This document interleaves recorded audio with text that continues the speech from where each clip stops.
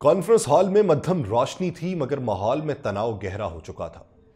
Polish شدہ لکڑی کے میز کے گرد بیٹھے وزراء اور مشیر ایک دوسرے کی طرف دیکھ رہے تھے جیسے کسی طوفان کے منتظر ہو۔ ایلان مسک اپنی مخصوص بے نیازی کے ساتھ کرسی پر جھکے ہوئے ہاتھوں کی انگلیاں آپس میں جوڑے بیٹھے تھے، مگر ان کی آنکھوں میں وہی چمک تھی جو ہمیشہ کسی نئی جنگ سے پہلے نظر آتی تھی۔ سامنے صدر ٹرمپ، جو اکثر اپنے مزاحیہ تبصروں سے سخت ترین اجلاسوں کا رخ موڑ دیا کرتے تھے، اس وقت غیر معمولی سنجیدگی سے ہر ایک کے تاثرات کو پرکھ رہے تھے۔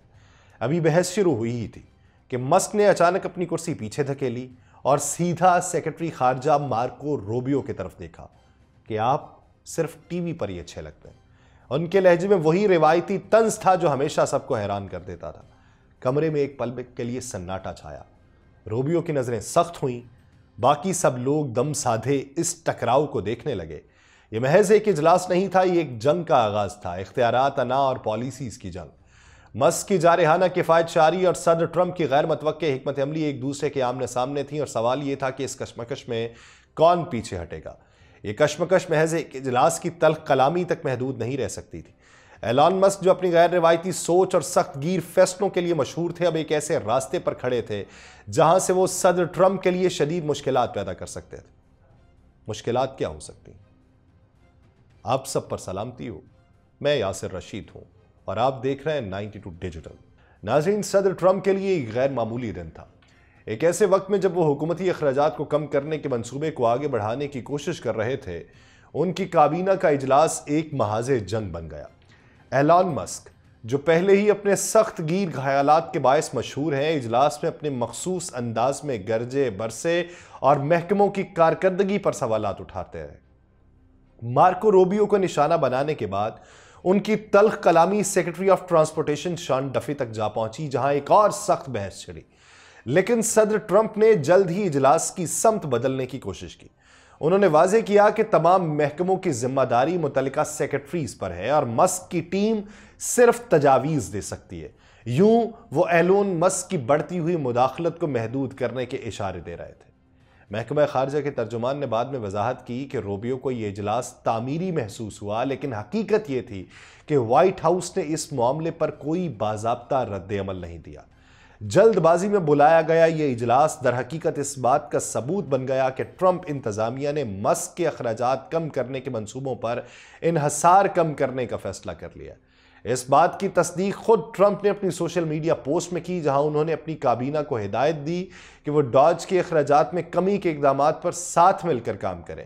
یہ غیر معمولی منظر تھا، طاقتور شخصیات کا ٹکراؤ، حکومتی پالیسیز پر بڑھتی ہوئی کشمکش اور صدر کی جانب سے توازن قائم رکھنے کی کوشش۔ لیکن یہ سوال اپنی جگہ موجود ہے کہ آیا ایلان مسک واقعی پس پردہ جائیں گے یا آنے والے دنوں میں یہ کشمکش مزید شدت اختیار کرے گی؟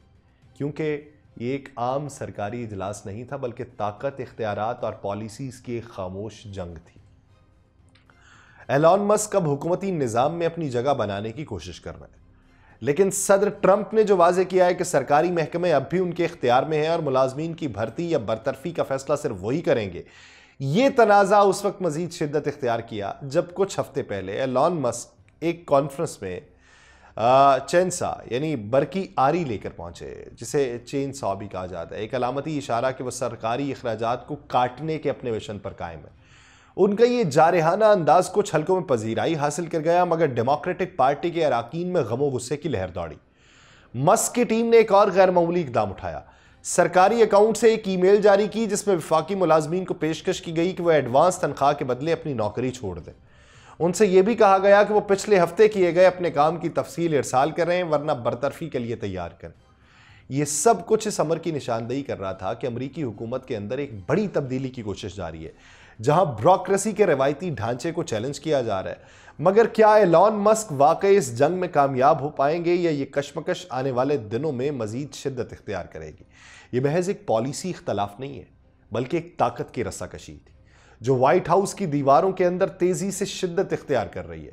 مسک کی قیادت میں محکمہ ڈاج نے سرکاری اخراجات میں کمی کے نام پہ نوکریوں میں کٹوتی کا حکم جاری کیا ہے، مگر کچھ ادارے اس پر عمل درآمد سے ہچکچاہٹ کا شکار تھے۔ ان کا موقف یہ تھا کہ حال ہی میں بھرتی کیے گئے ملازمین حکومتی نظام کے لیے ناگزیر ہیں اور انہیں یوں فارغ نہیں کیا جا سکتا۔ اوول آفس میں جب صدر ٹرمپ سے اجلاس میں ہونے والی تلخی کے بارے میں پوچھا گیا تو انہوں نے مسکرا کے کہا کوئی لڑائی نہیں ہوئی۔ ان کے بقول ایلان مسک اور سیکرٹری خارجہ ایک دوسرے کے ساتھ زبردست طریقے سے کام کر رہے ہیں، مگر حقیقت اس سے مختلف نظر آ رہی ہے۔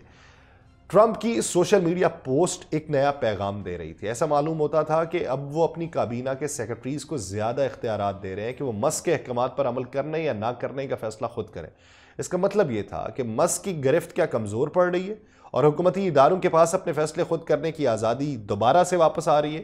یہ لڑائی اب کسی ایک اجلاس کی تلخی سے آگے نکل چکی ہے، یہ فیصلہ کن اختیار کی جنگ بنتی جا رہی ہے۔ یہ ایک ایسی سیاسی شراکت داری ہے جس پر ہر کسی کی نظریں جمی ہوئی ہیں، ایک غیر روایتی صدر اور ایک بے خوف ارب پتی کا اتحاد۔ مگر جیسے جیسے ایلان مسک کو دیے گئے بے پناہ اختیارات پہ قانونی چیلنجز بڑھ رہے ہیں، سوال یہ ہے کہ کیا صدر ٹرمپ اب بھی ان کے ساتھ کھڑے رہیں گے یا اپنی انتظامیہ کو قانونی بحران سے بچانے کے لیے راستہ بدلیں گے؟ عدالتوں میں زیر سماعت مقدمات میں کئی جج پہلے ہی اس بات پہ تشویش ظاہر کر چکے ہیں کہ مسک کو کابینہ کے وزراء سے بھی زیادہ طاقت دے دی گئی ہے اور ان کے فیصلوں پہ سینٹ کی کوئی نظر ثانی نہیں ہو سکتی تھی۔ واشنگٹن میں چہمگوئیاں جاری تھیں کیا یہ پارٹنرشپ آخر کار کمزور ہو رہی ہے، مگر ان قیاس آرائیوں کے باوجود دونوں شخصیات کے تعلقات میں کوئی واضح دراڑ نہیں ہے۔ جب مسک ایئر فورس ون کے ذریعے صدر ٹرمپ کے ساتھ فلوریڈا کے لیے روانہ ہوئے تو یہ اشارہ تھا کہ دونوں کی قربت برقرار ہے۔ کابینہ کے اجلاس میں تلخ کلامی ضرور ہوئی، مگر کیا یہ واقعی ان کی شراکت داری کی پہلی دراڑ تھی؟ یہ محض ایک وقتی اختلاف تھا۔ ثبوت یہی بتاتے ہیں کہ صدر ٹرمپ اب بھی مسک کی پالیسیز کے حامی ہیں، چاہے وہ عوامی سطح پہ کچھ بھی کہتے رہے ہوں۔ ناظرین، ایلان مسک اپنے اثر و رسوخ اور مالی طاقت کو استعمال کرتے ہوئے حکومتی پالیسیز کو چیلنج کر سکتے ہیں، بیوروکریسی پہ دباؤ ڈال سکتے ہیں، یہاں تک کہ عوامی سطح پہ ٹرمپ کی قیادت پر بھی سوالات اٹھا سکتے ہیں۔ ان کے پاس سپیس ایکس، ٹیسلا اور دیگر بڑی ٹیک کمپنیز کی طاقت ہے اور وہ حکومتی کانٹریکٹس میں رد و بدل کر کے وائٹ ہاؤس کے منصوبوں میں رکاوٹ ڈال سکتے ہیں۔ لیکن ٹرمپ بھی کسی سے کم نہیں ہے۔ وہ ایک ایسے سیاستدان ہیں جو اپنے اتحادیوں کو پلک جھپکنے میں دشمن بنا لیتے ہیں اور مسک جیسے طاقتور کاروباری افراد کو قابو میں رکھنے کے لیے ریاستی وسائل کا استعمال کر سکتے ہیں۔ وہ حکومتی محکموں کو ہدایت دے سکتے ہیں کہ مسک کی کمپنیز پر سخت ضابطے لاگو کیے جائیں، ان کے منصوبوں میں رکاوٹیں ڈالی جائیں اور یہاں تک کہ ان کے خلاف قانونی کارروائیاں تیز کی جائیں۔ اور ٹرمپ کی میڈیا میں مقبولیت اور اپنی بنیاد پرست سیاسی حمایت کا فائدہ اٹھا کر وہ مسک کو ایک بے رحم کاروباری شخصیت کے طور پہ پیش کر سکتے ہیں جو عام امریکی ملازمین کو نوکریوں سے نکالنے کے در پہ ہے۔ یہ ایک ایسی جنگ ہے جس میں دونوں فریقوں کے پاس مہلک ہتھیار ہیں۔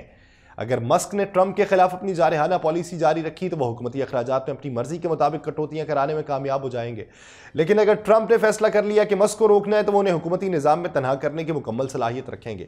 سوال یہ کہ پہلے کون جھپٹتا ہے اور اس جنگ کا انجام کس کے حق میں ہوتا ہے؟ لیکن بادِ نظر میں جنگ ہوتی دکھائی نہیں دیتی، کیونکہ ایک دوسرے سے اختلافات سے زیادہ مفادات جو ہیں وہ متفقہ طور پہ دکھائی دیتے ہیں۔ دیکھتے ہیں مستقبل میں کیا ہوتا ہے۔ مجھے دیجیے اجازت، اللہ نگہبان۔